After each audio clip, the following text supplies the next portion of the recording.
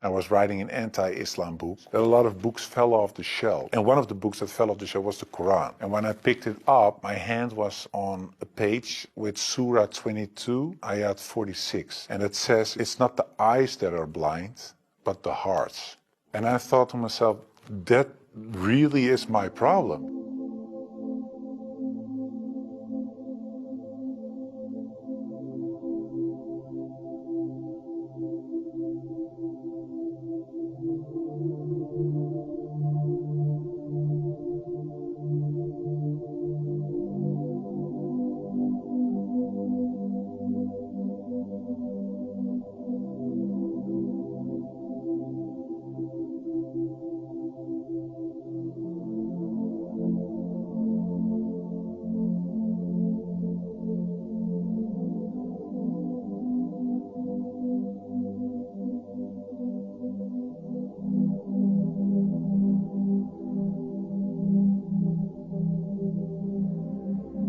Before I was a Muslim, I was a Protestant Christian from the Reformed Church. We read from the Bible, we all got biblical names, we were all baptized, we went to church, etc., etc. Of course, I believed that there is a creator, I believed in heaven, hell, I believed in angels, revelations, and of course what separates the Christians from the Muslims is that I believed that Jesus Christ was the Son of God.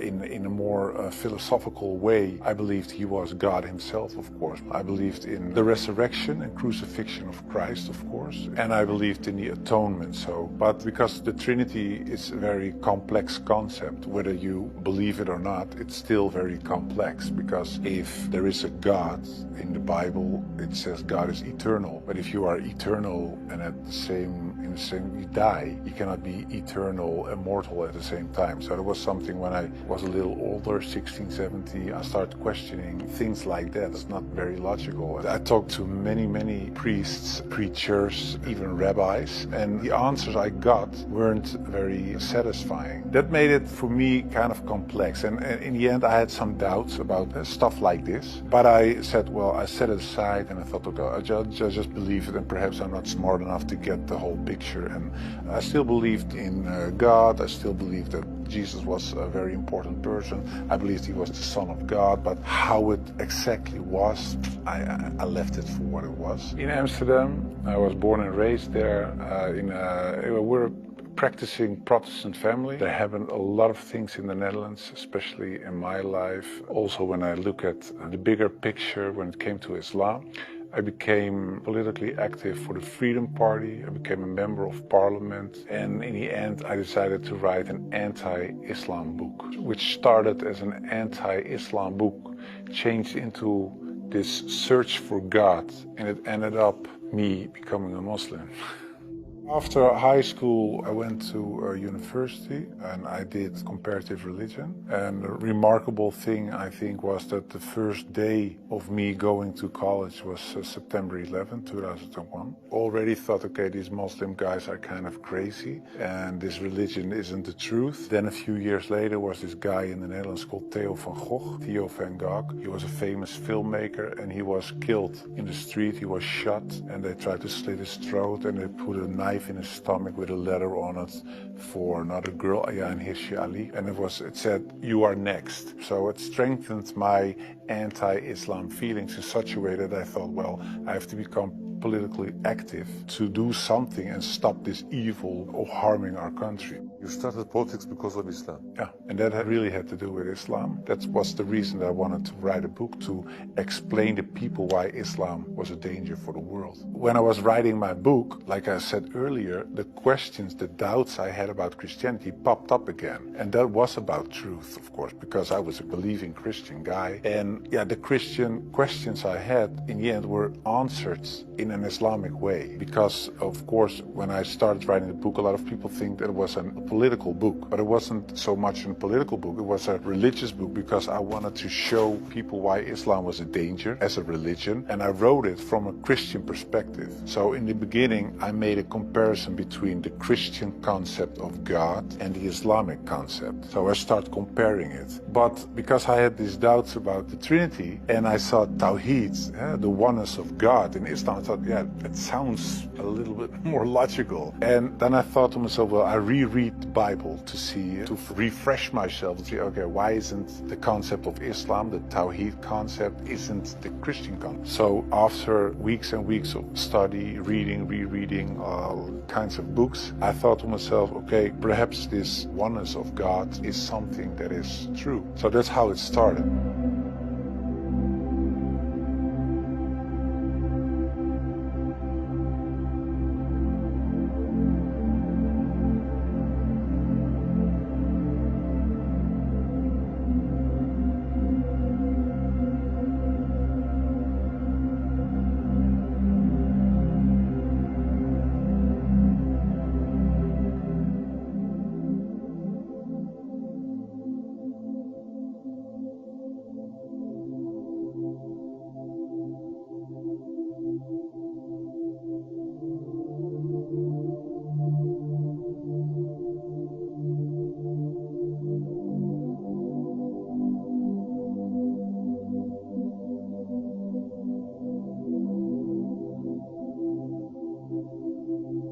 I started writing to several authorities on these religious matters, and one of the guys that I wrote to was Sheikh Abdul Hakim Murad, and he's a professor from Cambridge University. But in a way it was kind of strange, of course, because I was a politician back then still. I was writing an anti-Islam book with an anti-Islam purpose, and I'm asking this Muslim professor from another country, can you help me? So I told him, I'm writing a book. I have a lot of questions. So I was very plain why I thought, why is Islam promoting terrorism? Why is anti-woman? Why is anti-Christian? Anti-whatever. After, I think, 6 weeks, he sent me a very extensive email. And he started explaining, directly answered a lot of my questions. But he also told me, you have to read this article, read this book, read that book, ask this person. And so he was very extensive in his way of explaining. One thing that I think was very wise of Abdul Hakim Murad to say was, he said, well, the books you read about with the anti-Islam arguments are written by non-Muslims. He said, if you want to know more about Christianity, you don't read books from atheists. You start reading the books from the Christians. Why do they believe this? What are the arguments? So he said, you have to do the same with Islam. So start reading Islamic books from Islamic teachers, from Islamic scholars, etc. And that's what I also did with the life of the Prophet, because I read a book from Martin Links, The Life of the Prophet, based on the earliest source of Muhammad. And it was written, of course, by a convert. And his way of reasoning, his way of telling, his way of writing appealed to me, because it's culturally the same thing. How do I approach a certain topic, etc. And it was the first time that I saw him not so much as a warlord, because that's the picture I had in my mind, but I saw him as a father, and I saw him as a friend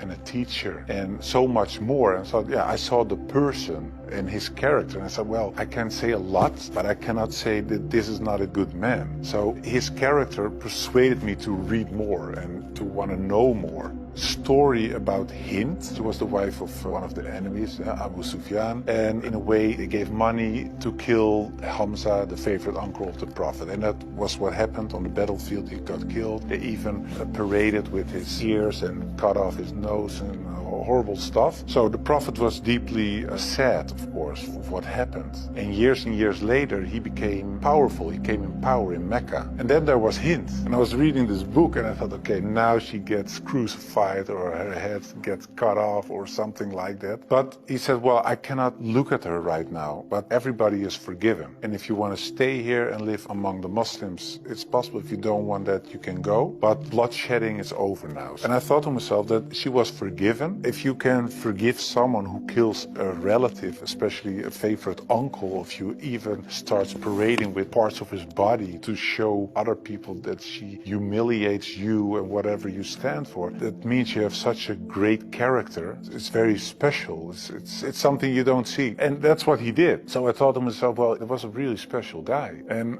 when I thought that, I thought, yeah, well, I have these arguments for him being a prophet. I see his character. I see the way he treated other people. I see how he treated his enemies. I think he is a prophet. But then I thought to myself, whoa, that's horrible, because I already accepted this oneness of God, and now I say he is a prophet. If I say there is only one God and Muhammad is his prophet, it's almost shahada.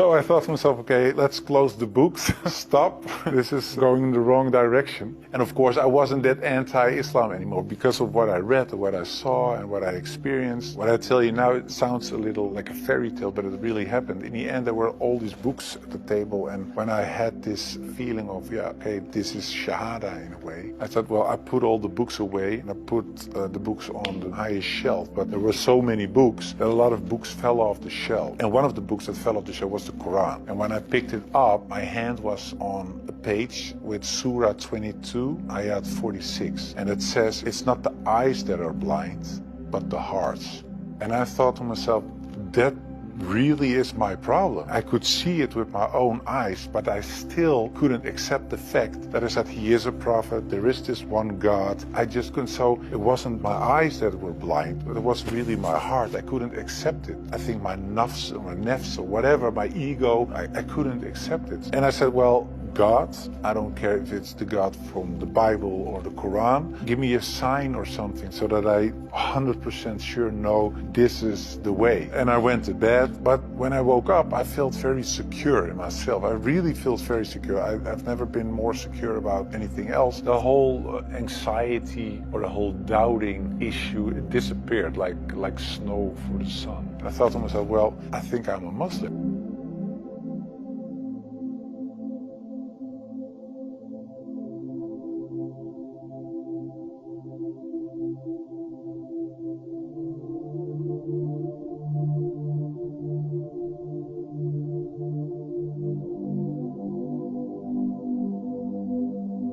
For a lot of people, especially some uncles and aunts, it was kind of a shock. They heard it when it was on the news. I told my mother, and my mother started crying. And my wife was pretty open. Yeah, she was very cool about it. She said, well, if Islam is what you really believe and that's in your heart, who am I? And yeah, some people from my old work were really aggressive. I got over 2,000 death threats from people who used to support me, of course, people who voted for me. People said the most horrible things. We will rape your wife, shoot you, know where your children go to school, stuff like that. And most of them, of course, is nonsense because they're crazy people writing things on a computer. I never chose a religion. One time, and it was when I became a Muslim. Before that, I didn't choose my religion. I was born in a Christian family. I was raised in a Christian way, and I'm very grateful for all the good things that it brought me, but it was not my decision. And the only time I made a decision was me becoming a Muslim. And it was the most, like I said, I think the most important decision I made, and it was the most rational decision I made. I never took years and years to decide one thing, only becoming a Muslim.